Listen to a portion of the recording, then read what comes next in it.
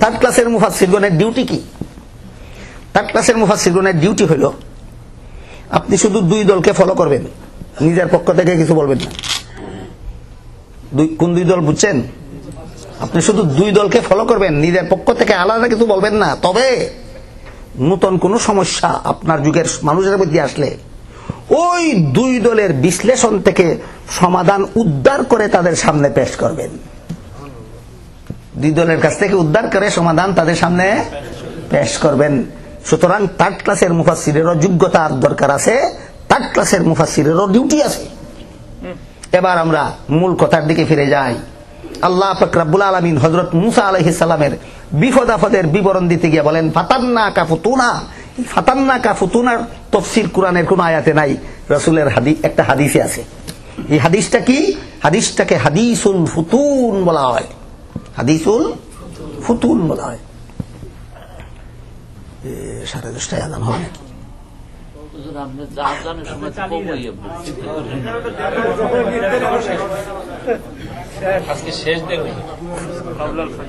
না না, প্রবলেম হতে পারে অনেকের।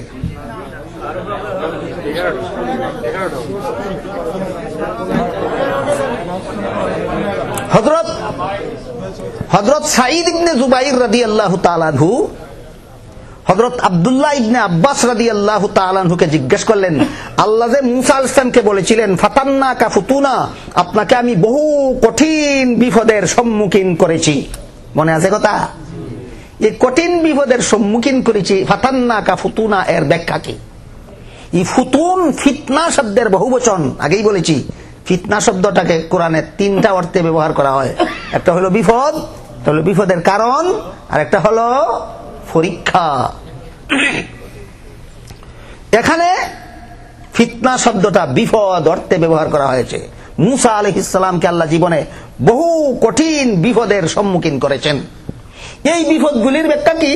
একজন সাহাবী রাসূলের আরেকজন সাহাবীর কাছে জানতে চাইলেন, আর সাহাবায়ে কেরাম এগুলি কার কাছ থেকে শিখেছিলেন?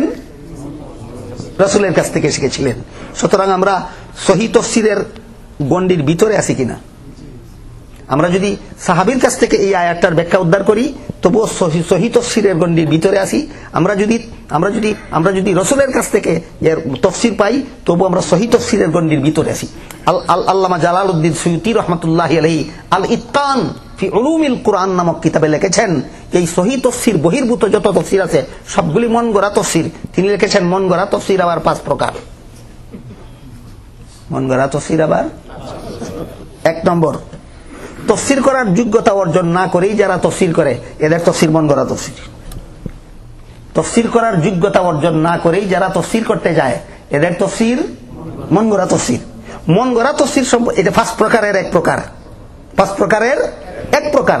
2 নম্বর, যোগ্যতা অর্জন করছে, যোগ্যতা অর্জন করে দেখেছে যে কোরআন তাফসীর করার জন্য কিছু নীতিমালা আছে, কিন্তু নীতিমালা অনুপাতে তাফসীর করলে তার স্বার্থ নষ্ট হয়। এই জন্য যোগ্যতা থাকা সত্ত্বেও নীতিমালা লঙ্ঘন করে নিজের স্বার্থের পক্ষে তাফসীর করে।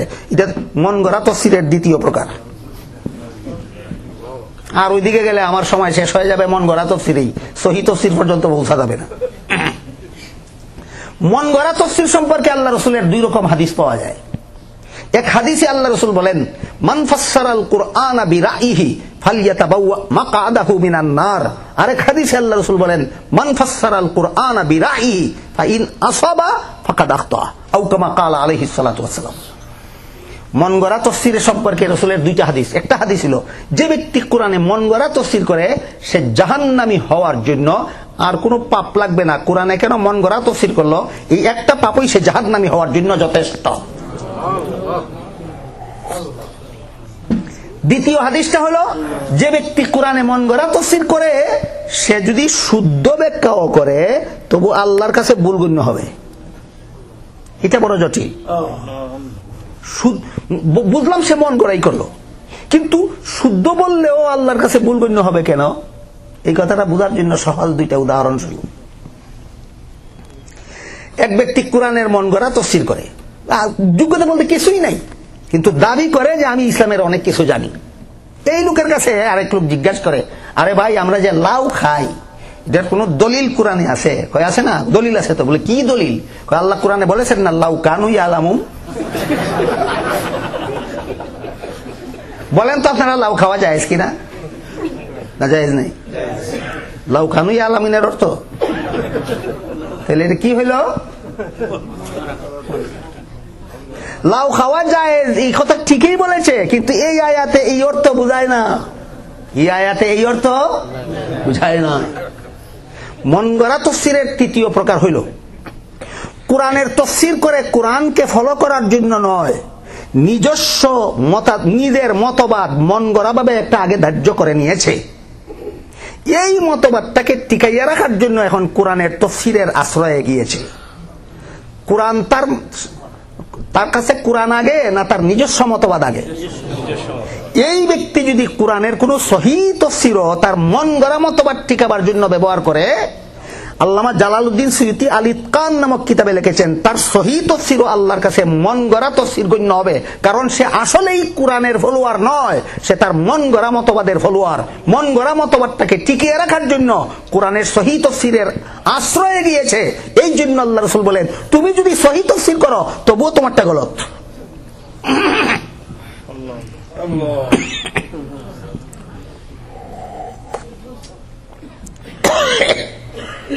ওইদিকে আর না গিয়ে এবার সহিহ তাফসীরের 6 ঠিকানার তৃতীয়টা হইল সাহাবায়ে কেরামের জিন্দেগি কিনা। একজন সাহাবীর নাম সাঈদ ইবনে জুবাইর রাদিয়াল্লাহু তাআলা আনহু, আর একজন সাহাবীর নাম হযরত আব্দুল্লাহ ইবনে আব্বাস রাদিয়াল্লাহু আনহু। দুইজনের পরিচয় আগেই বলে দিয়েছিলাম। আব্দুল্লাহ ইবনে আব্বাসের দুইটা পরিচয় আগেই বলে দিয়েছিলাম। একটা পরিচয় তিনি এই উম্মতের সর্বশ্রেষ্ঠ মুফাসসিরে কুরআন, আর একটা পরিচয় হলো তিনি আল্লাহর রাসূলের আপন চাচাতো ভাই। এই পর্যন্ত যাই শুনলেন, কখন সময় শেষ হয়ে যায় বলতে পারি না। এর দ্বারা কি বুঝলেন? ইসলামী শিক্ষার কিছু গুরুত্ব আছে, দরকার আছে। আমাকে একটু ইশারা দিয়েছিলেন ইমাম সাহেব যে আপনাদের এখানে ইসলামী শিক্ষার পরিবেশ গড়ার উপযোগী কিছু কথা বলার জন্য। আমি তো মনে করি আলাদাভাবে আর বলার দরকার নেই, এইটুকু বুঝে থাকলে ইসলামী শিক্ষার যে জরুরত আছে এইটুকু বুঝে থাকলে তো ওনার কথা 16 আনাই পালন হয়ে গেল আমার, নাকি বলেন আপনারা?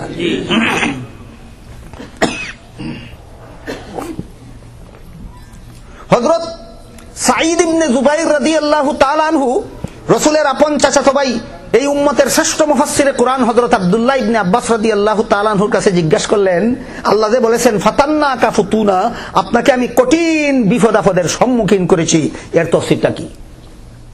তিনি বলেন এর তাফসীর অনেক লম্বা, আজকে বলার মতো সময় আমার হাতে নাই, আগামীকাল ঘুরে আসবা তুমি আমার কাছে। পরের দিন সকালবেলা ফজরের নামাজের পরে আব্দুল্লাহ ইবনে সাঈদ ইবনে জুবাইর রাদিয়াল্লাহু তাআলা আনহু আব্দুল্লাহ ইবনে আব্বাস রাদিয়াল্লাহু তাআলা আনহুর ঘরে গেলেন।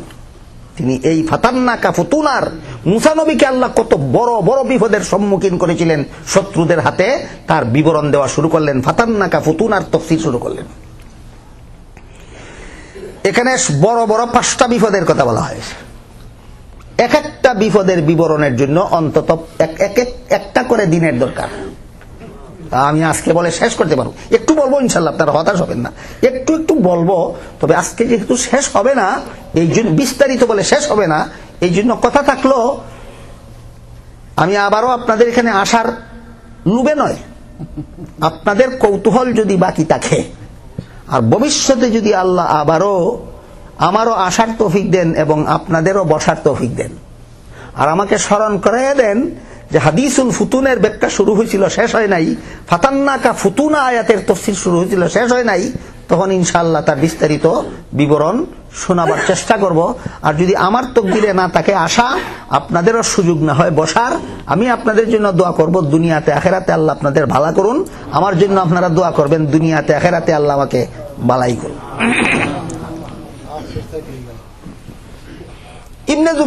ইবনে আব্বাস বলেন, ইবনে জুবাইর কে বলেন, হযরত মুসা আলাইহিস সালাম যে মিশরের বাসিন্দা ছিলেন, কিভাবে মিশরের বাসিন্দা হলেন সেটা বিগত তারিখে বলা হয়েছে। সেই মিশরের বাদশা ছিল ফেরাউন। ফেরাউন তার উপাধি, তার ব্যক্তিগত নাম নয়। তার ব্যক্তিগত নাম ছিল, তত্ত্ববিদ মুফাসসিরিনে কেরামের মতে, যে ফেরাউনের সাথে মুসা ইসলামের সংঘর্ষ হয়েছিল মিশরে, যে ফেরাউন মিশরের শাসনকর্তা ছিল, তার ব্যক্তিগত নাম ছিল রামাসিস। ফেরাউন ছিল ওই সময় ওই দেশের গদিনিসিনদের উপাধি। এই রামাসিস গদিনিসিন হয়ে এই দেশের আদিবাসিন্দাদের বংশের নাম ছিল কিপ্তি বংশ, আর মুসা আলাইহিস সালামের বংশের নাম ছিল ইসরাইলি বংশ। বুঝে থাকলে বলুন, এই দেশের আদিবাসিন্দাদের কোন বংশ? কিপ্তি বংশ। আর মুসা ইসলামের বংশ হইল বনি ইসরাইল বংশ। বনি ইসরাইল বংশ এই দেশের আদিবাসিন্দা নয়, এরা সিরিয়ার বাসিন্দা ছিল। হযরত ইউসুফ আলাইহিস সালামের মাধ্যমে এরা মিশরে পুনর্বাসিত হয়েছিল। বলেন তো, কথা বুঝে থাকলে, বনি ইসরাইল মিশরের আদিবাসিন্দা না পুনর্বাসিত? কার আমল থেকে পুনর্বাসিত? ইউসুফ আলাইহিস সালামের কাছ থেকে। তারপর ইউসুফ আলাইহিস সালাম তো মিশরের শাসন ক্ষমতা লাভ করেছিলেন। দীর্ঘদিন ইসরায়েলীদের হাতেই মিশরের শাসন ক্ষমতা ছিল। দীর্ঘদিন পরে ইসরায়েলীরা মিশরের শাসন ক্ষমতা থেকে ক্ষমতাচ্যুত হইল, আবার এই দেশের আদিবাসিন্দারা ক্ষমতায় গেল। ক্ষমতায় যাওয়ার পরে তোমাদের কারণে আমরা ক্ষমতা হারাইয়া দীর্ঘদিন কাটাইলাম, এই হিংসায় ক্ষমতাসীনরা ইসরায়েলি গোষ্ঠীর উপর অমানসিক জুলুম অত্যাচার শুরু করলো। এমত অবস্থায় ফেরাউনের দরবারে একদিন বড় বড় শিক্ষিত ছিল, ফেরাউন নিজে অনেক বড় শিক্ষিত ছিল। আমি তাফসীরের কিতাবে লেখা দেখেছি ফেরাউন নিজে জাবুর কিতাবের আলিম ছিল। হ্যাঁ, তাই তার দরবারে একদিন আলোচনা শুরু হইল যে আল্লাহ পাক রব্বুল আলামিন জাবুর কিতাবে প্রতিশ্রুতি দিয়েছেন আল্লাহ ইসরায়েলি বংশে অসংখ্য নবী রাসূল দুনিয়াতে পাঠাইবেন। কাজে আমরা যে হারানুগতি ফেরত পেয়ে এই ইসরায়েলীদের উপর অমানসিক জুলুম অত্যাচার করতেছি, আমাদের আমলেই যদি আল্লাহ এদের গোষ্ঠীতে কোনো নবী পাঠিয়ে দেন, তাহলে আমাদের প্রতিটি জুলুম অত্যাচারের বিচার কড়ায় গণ্ডায় হয়ে যাবে। কারণ নবীদের বিরুদ্ধে লড়াই করে কেউ কোনোদিন বিজয়ী হতে পারে না। কাজেই যদি আমাদের আমলে ইসরায়েলি গোষ্ঠীতে কোনো নবী জন্ম হইয়া যায়, তখন আমাদের পিঠ বাঁচাবার উপায় কি হবে? পিঠ বাঁচানি কথাটা বুঝতে পারছেন? আমাদের পিঠ বাঁচানির উপায় কি হবে? ফেরাউন সিদ্ধান্ত দিল, আল্লাহর একটা স্থায়ী নিয়ম আছে, আল্লাহ কোন নারীকে নবী বানান না, আল্লাহ সব সময় পুরুষকে নবী বানান। এই কথাটার অনেক গুরুত্বপূর্ণ মহামূল্যবান তাৎপর্য আছে, যা আলোচনা করার সময় এখন আমার হাতে নাই। আল্লাহ কেন কোন নারীকে জীবনে কোনোদিন নবী বানাইলেন না? যত মানুষকে আল্লাহ নবী বানাইলেন সবগুলি পুরুষকে নবী কেন বানাইলেন, এই আলোচনা এখন করার মতো নাই। ফেরাউন বলল যে আল্লাহর একটা স্থায়ী নিয়ম আছে, কোন নারীকে আল্লাহ নবী বানান না, পুরুষকে নবী বানান। সুতরাং বনি ইসরাইলের কাউকে যদি আমাদের আমলে নবী বানিয়ে ফেলেন, সেটা একটা পুরুষকে বানাবেন। সুতরাং বনি ইসরাইলের কেউ যেন আমাদের আমলে নবী হতে না পারে, এজন্য আজ থেকে আমি আইন জারি করে দিলাম, অগণিত জল্লাদ বাহিনী সারা দেশে ডিউটি পালন করবে। ইসরায়েলীদের গোষ্ঠীতে কোনো ছেলে জন্মগ্রহণ করার সাথে সাথে তাকে হত্যা করে ফেলবে। জল্লাদ বাহিনী মায়ের কুল থেকে কেড়ে নিয়ে তাকে হত্যা করে ফেলবে। এই আইন পাশ করার দীর্ঘদিন পরে তার আইনের কারণেই তার দেশে একটা জটিলতা দেখা দিল। কি জটিলতা? এবার কোন মানুষ ওই দেশের আদিবাসিন্দাদের কোন নিম্ন স্তরের কোন কাজের জন্য, নিকৃষ্ট কোন ডিউটির জন্য, জুতা সিলানির জন্য, টয়লেট পরিষ্কার করার জন্য, এগুলো নিম্নমানের ডিউটি, এই নিম্নমানের ডিউটি পালন করার জন্য এই বহিরাগত গোষ্ঠীর মধ্যে কোনো যুবক পুরুষ পাওয়া যায় না। বলেন তো কেন? এখন রাজার বংশের লোক দিয়া টয়লেট পরিষ্কার করা নিয়ে লাগে। জটিলতা কার আইনের দ্বারা সৃষ্টি হইল? নিজের আইনে নিজে ফাঁসাইয়া গেল। এইবার এই সমস্যাটা আবার ফেরাউনের সামনে আলোচনা হলো। আপনার আইন পালন করতে গিয়ে এই সমস্যার সম্মুখীন হইলাম আমরা, এখন কি করা যায়? বিগত তারিখে আমি বলে দিয়েছি, এখানে অনেক গুরুত্বপূর্ণ শিক্ষণীয় ব্যাপার আমাদের জীবনে আছে।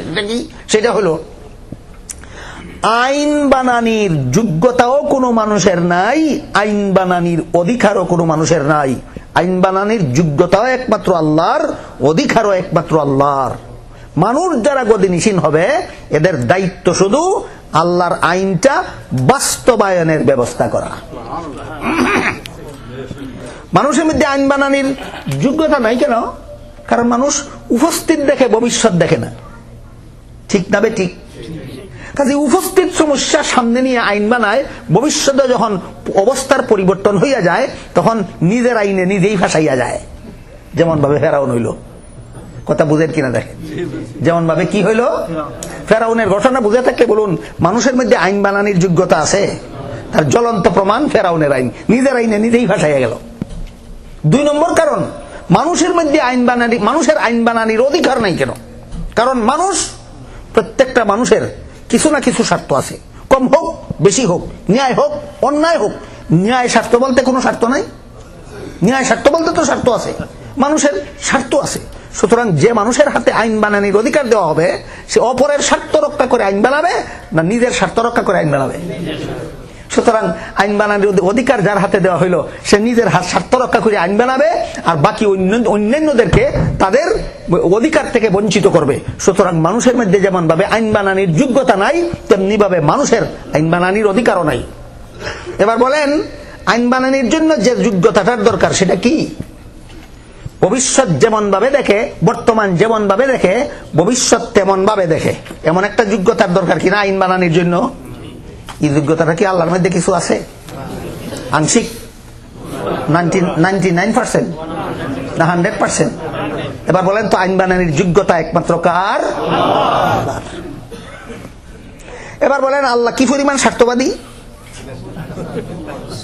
তাহলে আল্লাহ আইন বানাইলে নিজের স্বার্থ রক্ষা করে বানাইবে না বন্দার স্বার্থ রক্ষা করে বানাইবে? এবার বুঝে থাকলে আন্দাজ করতে পারবেন আল্লাহর আইনে বন্দার কি পরিমাণ কল্যাণ হয়। আল্লাহর কোনো স্বার্থ নাই আইনের মধ্যে। আল্লাহর সকল প্রকার আইন একমাত্র বন্দার স্বার্থ রক্ষা করার জন্য আইন বানান। এই জন্য আল্লাহর আইন ছাড়া জগতে শান্তির কোনো আইন হতে পারে না।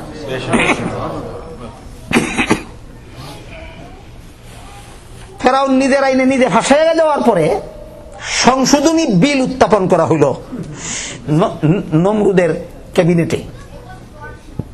নিজেই সংশোধনী আনলো এইভাবে যে, যেহেতু আমাদের দেশে লেবারের কাজ করাবার জন্য, আমাদের জন্য বিভিন্ন নিকৃষ্ট মানের কাজ করাবার জন্য ইসরায়েলি গোষ্ঠীতে একদল যুবক টাকা দরকার, এই জন্য নতুন সংশোধিত আইনটা এইভাবে করা হইল যে ইসরায়েলিদের গোষ্ঠীতে প্রথম বৎসর যে সমস্ত ছেলে জন্মগ্রহণ করবে এদেরকে ছেড়ে দেওয়া হবে লেবার বানাবার জন্য, আর প্রতি দ্বিতীয় বৎসর যত ছেলে জন্মগ্রহণ করবে এদেরকে হত্যা করে ফেলা হবে। নবী হওয়ার সম্ভাবনা 100% বন্ধ করার জন্য। না এবার 100 থেকে নেমে 50-তে আসলো না? বুঝতে পারেন নাই কিছু? প্রথম আইনে নবী হওয়ার সম্ভাবনা 100% ছিল না, এখনের আইনে 50-50 হয়ে গেল।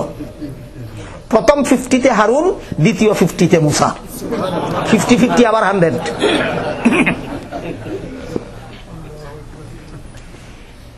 এই আইন পাশ করার পরে যে বৎসর ছেড়ে দেওয়ার কথা সেই বৎসর হযরত হারুন আলাইহিস সালাম জন্মগ্রহণ করলেন। আর যেই বৎসর ইসরায়েলি গোষ্ঠীতে কোনো ছেলে জন্ম হইলে হত্যা করে ফেলার কথা, সেই বৎসরে মুসা নবী এই হারুনের মায়ের গর্ভে আসলেন। গর্বে খুব নিরাপদ ভবিষ্যৎ। এতক্ষণের কথা বুঝে থাকলে খুব নিরাপদ ভবিষ্যৎ না বিপদ সংকুল, ফায়া কাটা ফুটার সমান। এই পর্যন্ত ইবনে আব্বাস পৌঁছার পরে থামলেন। ওই হাদিসুল ফুতুন ইবনে জুবাইর জিজ্ঞাসা করলেন, থামলেন কেন? বলে, আল্লাহ যে মুসাকে বলেছেন ফাতান্না কা ফুতুনা, এর তাফসীর যে তুমি শুনতেছো, বহু কঠিন বিপদের সম্মুখীন করেছি আমি তোমাকে। কঠিন বিপদগুলির মধ্যে এইটা একটা বিপদ যে মায়ের গর্ভেও হত্যার ফরমান থেকে নিরাপত্তা নাই।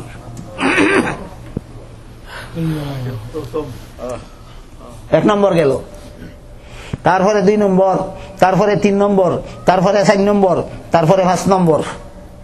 5 নম্বর আমি তো আগেই বলেছি শেষ হবে না, 5 নম্বরটা সম্পর্কে একটু আবার দিচ্ছি। হযরত মুসা আলাইহিস সালাম এই 2 নম্বর, 3 নম্বর, 4 নম্বর পার হইতে হইতে অবস্থা এমন হইল যে মুসা আলাইহিস সালাম স্বয়ং ফেরাউনের পালক পুত্র হিসাবে ফেরাউনের ঘরে লালিত পালিত হইতে লাগলেন। আল্লাহ ব্যবস্থা করে দিয়েছেন। কিভাবে ব্যবস্থা করে দিয়েছেন তার বিস্তারিত বিবরণ ওই 5 দিনে হজটা শুনলে বুঝবেন। ফেরাউনের ঘরেই হযরত মুসা আলাইহিস সালাম লালিত পালিত হইতে লাগলেন। যখন মুসা আলাইহিস সালামের বয়স 30 বছর, একদিন হযরত মুসা আলাইহিস সালাম রাজপুত্র হিসেবে পরিচিত, ফেরাউনের পালক পুত্র মুসা। বলেন, ফেরাউনের ঘর 30 বছর পর্যন্ত মুসা নবী কি কোন পরিচয়ে পরিচিত? রাজপুত্র। রাজপুত্র রাজপুত্র মুসা। রাজপুত্র মুসা মিশরের শহরের অলিতে গলিতে ঘোরাফেরা করতেছিলেন। এমন সময় দেখলেন ওই কিপ্তি বংশের একটা লোক ইসরায়েলি বংশের একটা লোককে অত্যাচার করতেছে, মারপিট করতেছে। ইসরায়েলি গোষ্ঠীর লোকটা তার বংশের মানুষ হিসাবে চিনে নয়, রাজার পুত্র হিসাবে চিনে, বলে যুবরাজ একটু দয়া করুন, এই লোকটা আমাকে জুলুম অত্যাচার করতেছে, মারপিট করতেছে, আপনি আমাকে বাঁচান। হযরত মূসা আলাইহিস সালাম মারপিট থেকে রক্ষা করার জন্য ওই লোকটাকে ঘুষি দিয়েছিলেন। কেউ যদি খুব রাগান্বিত হয়ে কাউকে মারপিট করে, মারিস না বললে থামে, আর দুই একটা চরচাপ্পড় দিতে হয়। দেখি হত্যা করার জন্য না ফিরাবার জন্য? এক হাদিসে আল্লাহ রাসূল বলেন, উনসুর আখাকা জালিমান আও মাজলুমান, তোমার ভাই যদি মজলুম হয় তবুও তারে সাহায্য করো, তোমার ভাই যদি জালেম হয় তবুও তারে সাহায্য করো। প্রশ্ন জাগে, মজলুমকে সাহায্য করা তো সহজ কথা, বুঝে আসে, জালিমকে সাহায্য করবো কেন? হাদিসের ব্যাখ্যায় লেখা আছে, জালিমের সাহায্যই হইল তাকে জুলুম থেকে ফিরাও, কারণ জুলুম থেকে ফিরাইলেই সে আর জাহান্নামী হবে না। সুতরাং জালিমকে জুলুম থেকে ফিরানোটাই তারে সাহায্য করা। এই হাদিসটা বুঝে থাকলে বলুন, মূসা আলাইহিস সালাম ওই জালিম লোকটাকে ফিরাবার জন্য ঘুষি মারলেন, এটা কি তার দুশমনি করলেন না সাহায্য করলেন? কিন্তু ঘুষিটা আল্লাহর কুদরতে এমন তালে লাগলো, লোকটা জায়গাতেই মারা গেল। ঘটনাক্রমে এখানে আর কেউ ছিল না, তিনজন, ইসরায়েলি, কিপ্তি, যুবরাজ। যুবরাজকে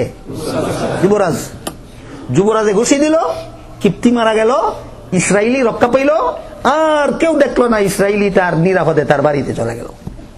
পরের দিন যুবরাজ আবার শহরের গলিতে গলিতে ঘোরাফেরা করতেছিলেন। ওই ইসরায়েলি লোকটাকে ওই দিন আরেকটা কিপ্তি লোকে মারপিট করতেছিল। পরের দিন আবার একই রকমের ঘটনা, অন্য একটা কিপ্তি লোকে ইসরায়েলিকে মারপিট করতেছিল।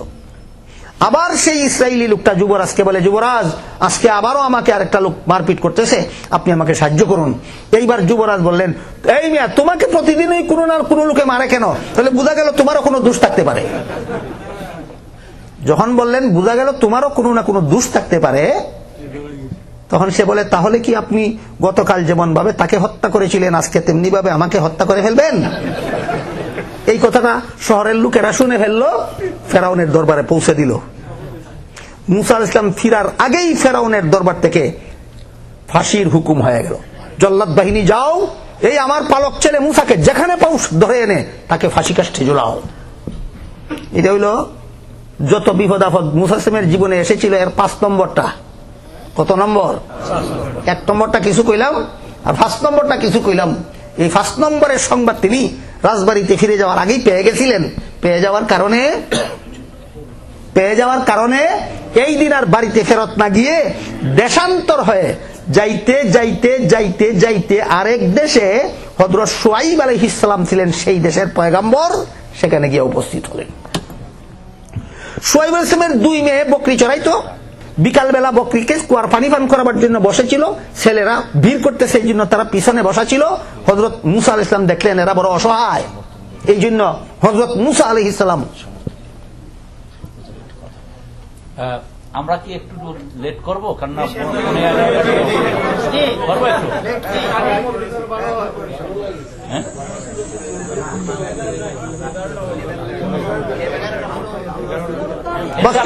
একটা কাজ করি আমরা, আপনারা তো জানেন হুজুর, একটু যদি বেয়াদবি না হয়, হুজুর আমরা আর একটু লেট করবো ইনশাল্লাহ।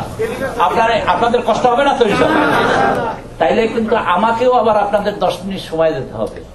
কেন? কারণ তো স্কুলের কথা আছে, ফান্ডরাইজিং এর কথা আছে, দেবেন না? হবে না? হবে না ইনশাল্লাহ? বলবেন না ইনশাল্লাহ? বলেন হাসি ইনশাল্লাহ। আপনাদের স্মাইলিং ফেস দেখান, আপনারা সুন্দরভাবে দেখান যে ইনশাল্লাহ আপনারা রাজি আছেন। 11টা পর্যন্ত হুজুরে ইনশাল্লাহ, এবার 5 নম্বর পর্যন্ত যান হুজুর। পর্যন্ত না, 5 নম্বরে আসি, মাঝখানে তো ইনশাল্লাহ আগামীতে হবে না।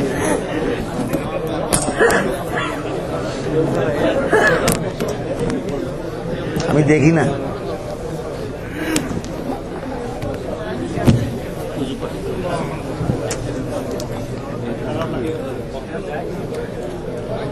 হযরত মূসা আলাইহিস সালাম ফেরাউনের দেশ থেকে পালিয়ে গেলেন। যে শহরে গেলেন পালিয়ে, সেই শহরের নাম বলা হয়েছে কোরআনের ভাষায় মাদিয়ান শহর। সেই দেশে আল্লাহ আগের থেকেই হযরত শুআইব আলাইহিস সালামকে পয়গম্বর হিসাবে মনোনীত করে রেখেছিলেন। শুআইব আলাইহিস সালামের দুইটা মেয়ে ছিল। দিনের বেলা এক সময় মাঠে ছাগল চড়াইতো, বিকাল বেলা ছাগলদেরকে কুয়ার পানি উঠাইয়া পান করাইয়া সন্ধ্যার আগে বাড়িতে আসতো। হযরত শুআইব আলাইহিস সালাম ওই কুয়ার পাশে গিয়ে যখন দেখলেন এক মুসা আলাইহিস সালাম ওই কুয়ার পাশে গিয়ে যখন দেখলেন একদল ছেলেরা আপন আপন ছাগলের পালকে পানি পান করাবার জন্য হুড়াহুড়ি করছে, আর দুইটা মেয়ে নিরীহ হয়ে আলাদা বসে আছে। জিজ্ঞাসা করলেন, তোমরা এখানে বসে আছো কেন? এরা বলল, আমরা ছেলেদের সাথে হুড়াহুড়ি ধাক্কাধাক্কি করি না, ছেলেদের পান করানো শেষ হইলে পরে আমরা নিরিবিলি শান্তশিষ্ট ভাবে কুয়ার পানি আমাদের ছাগলের পালকে পান করাবো, তারপরে আমরা বাড়িতে যাব। হযরত মুসা আলাইহিস সালামের মায়া হইল, দয়া হইল, মেয়েদের কথায় ছেলেদের ভিড়ের ভিতরে ঢুকলেন এবং কুয়ার থেকে পানি উঠাইয়া সকলের আগে মেয়েদের বকরিগুলিকে ছাগলগুলিকে পান করাইয়া দিলেন। মেয়েরা এই দিন অন্য দিনের তুলনায় একটু সকাল সকাল বাড়িতে পৌঁছে গেল। এই দুই মেয়ের বাবার নাম হযরত শুআইব আলাইহিস সালাম জিজ্ঞাসা করলেন, তোমরা তো অন্য দিন ছাগলের পালকে পানি পান করাবার পর বাড়িতে আসে সন্ধ্যা হয়ে যায় প্রায়, আজকে এত সকাল সকাল আসলে কিভাবে? তারা ঘটনা বলল। বলার পরে হযরত শুআইব আলাইহিস সালাম বললেন, ঠিক আছে, এই বিদেশি মুসাফির যেই লোকটা, এই লোকটাকে আমার কথা গিয়ে বলো আমি তাকে দাওয়াত করেছি, সে যেন আমার বাড়িতে আসে। হযরত শুআইব আলাইহিস সালাম তার বড় মেয়ে, তাফসীরের কিতাবে লেখা আছে এই মেয়েটার নাম ছিল সফুরা, বড় মেয়ে সফুরাকে পাঠাইলেন ওই মুসাফির লোকটাকে দাওয়াত করে বাড়িতে নিয়ে আসার জন্য। হযরত মুসা আলাইহিস সালাম এমন একটা অপেক্ষায় ছিলেন, অচেনা দেশ, কোনো মানুষ চিনি না, কোনো বাড়িঘর চিনি না, কোনো পথঘাট চিনি না, কোথায় থাকবো, কোথায় খাবো, কিভাবে জীবনযাপন হবে, টেনশন ভুগতে ছিলেন। এই অবস্থায় মেয়েটা এসে যখন বলল যে মেহমান মুসাফির, আমার বাবা এই দেশের পয়গম্বর, নাম তার শুআইব আলাইহিস সালাম, আমি তার মেয়ে, তিনি আপনার সংবাদ আমাদের মাধ্যমে জানতে পেরে আপনাকে দাওয়াত করেছেন, আপনি আমাদের বাড়িতে চলুন। হযরত মুসা আলাইহিস সালাম খুশি হয়ে বললেন, ঠিক আছে, আমি তোমাদের বাড়িতে চলবো, তবে একটা কথা। কি কথা? তুমি যদি আগে আগে যাও, আমি যদি তোমার পিছনে পিছনে যাই, আমাকে আর রাস্তা বলতে হবে না, তুমি যেদিকে যাবে সেদিকে আমি যাব। সহজ, কিন্তু এত সহজ দুনিয়াতে, এত সহজ সব কাজ হয় না। তুমি আমার পিছনে পিছনে আসবা, আমি তোমার আগে আগে যাব। কোন সময় ডানে মুড় দিতে হবে, কোন সময় বাঁয়ে মুড় দিতে হবে, কোন সময় সোজা যেতে হবে, তুমি পিছন থেকে আমাকে বলে দেবা। কারণ হলো হযরত মুসা আলাইহিস সালাম মেয়েটাকে বুঝাইতে চাইলেন যে তুমি যদি আমার আগে আগে যাও, তোমাকে ফলো করে যদি আমার রাস্তা চলতে হয়, তাহলে অনিচ্ছাবশত হইলেও, পিছন দিক থেকে হইলেও, তুমি ভিন্ন মেয়ে, আমি ভিন্ন পুরুষ, আমার দৃষ্টি তোমার উপর পড়তে পারে। আর পরপুরুষের দৃষ্টি ও কারণে পর নারীর উপর পড়তে থাকলেই ফিতনা হয়,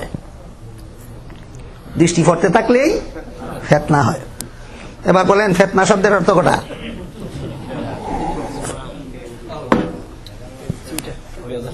এর মধ্যে একটা অর্থ আছে কিনা পরীক্ষা? এবার বলুন, যে দেশের মেয়েরা অবাধে পুরুষদের সামনে চলে আর যে দেশের পুরুষেরা অবাধে মেয়েদেরকে দেখে, সেই দেশে কি কোনো ফিতনা আছে? কোনো ফিতনা নাই। যদি কেউ মনে করেন যে এমন দেশে কোনো ফিতনা নাই, তাহলে আমার তিক্ত অভিজ্ঞতা থেকে দুই একটা উদাহরণ বলব। আপনাদের এই দেশে নয়, কাজে কেউ মাইন্ড করবেন না প্লিজ, আপনাদের এই দেশে নয়, এইরকম আরেকটা দেশের ঘটনা বলি। সেটাও এই দেশটার মতোই, যেই দেশের মেয়েরাও অবাধে পুরুষের সামনে যায় আর পুরুষরাও অবাধে মেয়েরা দেখে। ওই দেশে গেলাম, এরকম প্রোগ্রামে গেলাম, বহু পুরুষ আমার কাছে আসলো তাবিজের জন্য। জিজ্ঞাসা করলাম কিসের তাবিজ? কেউ বলে আমার স্ত্রী আমার ঘরে থাকে না। কেন? কোথায় যায়? কোথায় যায় আমাকে বলে না। তুমি দেখো না কোথায় যায়? যে একটা পুরুষ আসলো, ঘরে ডাক দিল, দরজা খুললো, রাত্রে 12টার পরে ওই পুরুষটার সাথে চলে যায়। তুমি ফিরাতে পারো না? বলে না। কেন?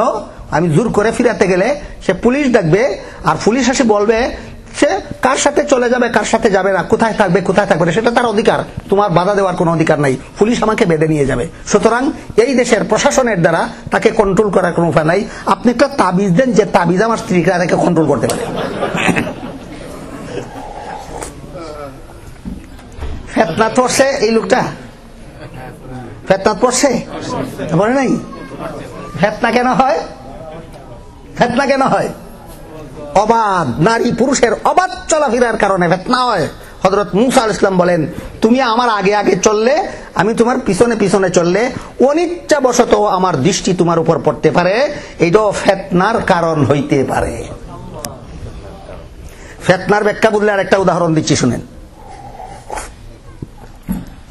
হযরত আব্দুল্লাহ ইবনে আব্বাসের পরিচয় আগে দিয়েছি। সাহাবায়ে কেরামদের মধ্যে এই উম্মতের সর্বশ্রেষ্ঠ ফিকহ শাস্ত্রবিদ একজন সাহাবী ছিলেন, তার নাম ছিল হযরত আব্দুল্লাহ ইবনে মাসউদ রাদিয়াল্লাহু তাআলা আনহু। আল্লাহ পাক রব্বুল আলামিন কোরআনের এক আয়াতে বলেন, হে নারীরা, তোমরা রাস্তায় চলার সময় তোমাদের শরীরের সৌন্দর্য পুরুষের সামনে প্রকাশ করবা না, সাবধান। তবে যা প্রকাশ না করলে চলে না তার ব্যাপার ভিন্ন। আল্লাহ যে আয়াতে বলেছেন, ওয়ালা ইউবদিনা যিনাতাহুন্না ইল্লা মা যাহারা মিনহা, নারীরা তাদের শরীরের সুন্দর পুরুষদের সামনে প্রকাশ করবে না, তবে যেটুকু প্রকাশ না করলে চলে না সেইটুকুর জন্য ক্ষমা।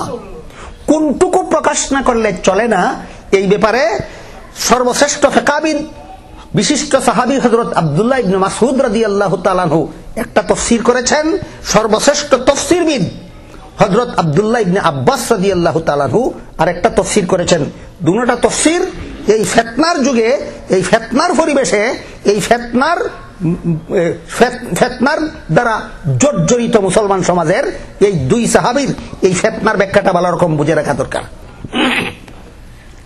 আব্দুল্লাহ ইবনে মাসউদ রাদিয়াল্লাহু তাআলা আনহু বলেন, আল্লাহ যে কোরআনের আয়াতে বলেছেন, হে মুসলমানের নারীরা, তোমরা তোমাদের শরীরের কোন সুন্দর পুরুষদের সামনে প্রকাশ করবে না, তবে যেটুকু প্রকাশ না করলে চলে না সেইটুকু মাফ। এইটুকু কি? এইটুকু হইল শরীরের আবরণ, বুরকা বা চাদর। শরীরের পোশাক পরার পরে পোশাকের উপর দিয়া যদি চাদর পরে, এই চাদরটা তো না পরলে চলবে না, এটা তো রাস্তার লোকে দেখবেই, চাদর তো আর ঢাকার কোনো উপায় নাই। অথবা পোশাকের উপর দিয়া যদি বুরকা পরে, এই বুরকাটাও পুরুষরা দেখবেই, বুরকা তো আবার আরেকটা ঢাকনা দিয়ে ঢাকার উপায় নাই। সুতরাং ইবনে মাসউদের তাফসীর মতে মেয়েরা যেটুকু পুরুষের সামনে প্রকাশ করলে চলে না সেইটুকুর অনুমতি আছে। এর ব্যাখ্যায় বলেছেন, শরীরের পোশাকের উপরের আবরণ চাদর অথবা বুরকা যেটুকু প্রকাশ না করলে চলে না, এটার ব্যাখ্যা কি? চাদর অথবা বুরকা। আর বাদ বাকি মাথার থেকে পাও পর্যন্ত মেয়ে লোকের সমস্ত শরীরই সুন্দর, কোনো অংশ পুরুষের সামনে প্রকাশ করতে পারবে না। এটা বিশিষ্ট সাহাবী হযরত আব্দুল্লাহ ইবনে মাসউদ রাদিয়াল্লাহু তাআলা আনহু এই আয়াতের ব্যাখ্যায় বলেছেন। এতক্ষণের দীর্ঘ আলোচনা মনে থাকলে বলুন, কোরআনের তাফসীর রাসূল করিম সাল্লাল্লাহু আলাইহি ওয়াসাল্লাম আল্লাহর কাছ থেকে শিখে তারপরে সর্বপ্রথম সরাসরি কাদেরকে শিক্ষা দিয়েছিলেন? যেমনটা শিখেছিলেন তেমনটা না অন্যটা? তাহলে ইবনে মাসউদ রাসূলের সাহাবী কিনা? ইবনে মাসউদ আয়াতের যে ব্যাখ্যাটা করলেন কার কাছে শিখলেন? রাসূলের কাছে। আর রাসূল এই ব্যাখ্যা শিখেছিলেন কার কাছে? আল্লাহর কাছে। তারপরে যদি ব্যাখ্যাটা আমাদের পছন্দ না হয়, তাহলে আপনার রুচি আল্লাহ যেন আল্লাহর পছন্দসই করে দেন। এর চেয়ে ভালো দোয়া করার মতো আর কিছু নাই। আব্দুল্লাহ ইবনে আব্বাস রাদিয়াল্লাহু আনহুর ব্যাখ্যা হলো আরেকটা। সেটা কি? আরো একটা ব্যাপার হইতে পারে যেটুকু প্রকাশ না করলে চলে না। সেটা কি? সেটা হইল, যে সমাজে ফিতনার আশঙ্কা নাই, যে সমাজে মেয়ে দেখলে পুরুষেরা আকৃষ্ট হয় না, এই সমাজটা কোথায় আছে দুনিয়ায়? যে সমাজে ফিতনার আশঙ্কা নাই, সেই সমাজে যদি রাস্তায় চলার সময় প্রয়োজন হয় চেহারা খোলার, চেহারা না করলে হয়তো এই মুহূর্তে কিছু অসুবিধা হতে পারে। এইখানে যদি পুরুষেরা রাস্তায় মেয়ে লোক দেখলে ফিরে তাকায় না, এই রকম চরিত্র যদি পুরুষের হয়, তাহলে ওই সমাজে মেয়েরা প্রয়োজনবশত চেহারাটুকুও খুলতে পারে। এটা কার ব্যাখ্যা? তাহলে পুরুষের সামনে চেহারা খুলতে পারে, এই ব্যাখ্যা আব্দুল্লাহ ইবনে আব্বাসের। পুরুষের সামনে চেহারাও খুলতে পারবে না, এই ব্যাখ্যা আব্দুল্লাহ ইবনে মাসউদের। আব্দুল্লাহ ইবনে মাসউদের ব্যাখ্যা নিয়ে কোনো আলোচনার দরকার নাই, আব্দুল্লাহ ইবনে আব্বাসের ব্যাখ্যা নিয়ে আলোচনার দরকার। আব্দুল্লাহ ইবনে আব্বাসের ব্যাখ্যায় দেখা যায় পুরুষের সামনে মেয়ে লোকেরা চেহারা খুলতে পারে বিনা শর্তে। শর্ত সাপেক্ষে। শর্তটা হইল যদি সমাজে ফিতনা না থাকে। এবার বলেন আপনাদের বর্তমান দুনিয়ার কোন সমাজে ফিতনা নাই? তাহলে আব্দুল্লাহ ইবনে আব্বাসের ব্যাখ্যা মতো পুরুষের সামনে নারীরা চেহারা খুলতে পারে? কোথায় যাবেন? কোরআনের তফসির কোথায় আর আমরা কোথায়? কোরআনের তফসির কার কাছ থেকে শিখি আমরা? কোথায় পাওয়া যায় কোরআনের সহিহ তফসির? কোরআনের সহিহ তফসিরের ঠিকানা কোথায়? খবর আছে কিনা? এই জন্য হযরত মুসা আলাইহিস সালাম সফুরাকে বলেন, মনে নেই কথা না? ঘটনা ভুলে গেলেন? মুসা আলাইহিস সালাম সফুরাকে বলেন, সফুরা তুমি আমার আগে আগে যেতে পারবে না, আমার পিছনে পিছনে যাও।